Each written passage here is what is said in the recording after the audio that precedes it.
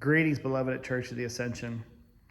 What an honor and privilege it is to be your rector, especially on days like we had last Sunday with Easter. Easter was phenomenal. Music was just amazing. The church was covered with beautiful flowers. However, though, Easter is 50 days, and those flowers begin to wilt a little bit, and we're not going to have all the wonderful fancy musicians that we had, the trumpets and everything else that come with Easter.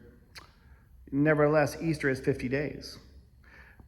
And we may decide in those 50 days that, maybe we've been to enough church recently and we can take some time off. Traditionally, this Sunday is referred to as Low Sunday because of the attendance. But I challenge you to come to church, to hear about the resurrection stories.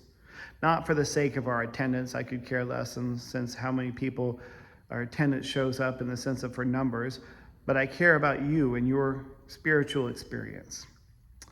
Because there's something in these resurrection moments when Jesus comes to his disciples and the first words that he says is peace, peace, which may be a surprise given all the events that happened before. And what does he do? He shows them his scars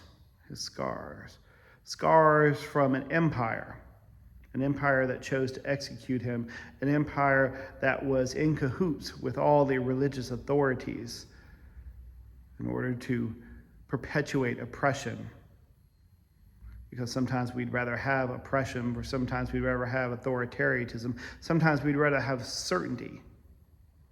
But that's not what resurrection offers. It offers something different. It calls us to be peacemakers, not to ignore the things that are going around us, because after all, Jesus did show us his scars. He still bears his scars. I'm sure God could have cleaned them up a little bit too, and he could have come back to us all wonderful and redone and without any scars, but he chose to bear his scars, lest we forget what had happened, because we can't ignore that. Just like we can't ignore what's going around in our country today and in the world today as well. We are called to be peacemakers. We are also called to make no friends with oppression or injustice. So we have a choice. We have a choice as resurrection people to make resurrection a simple event, a one-time event, or to make it a way of life. I hope that you will choose way of life. So when we say Christ is risen, we mean it. And we can show it in our lives. See you this Sunday.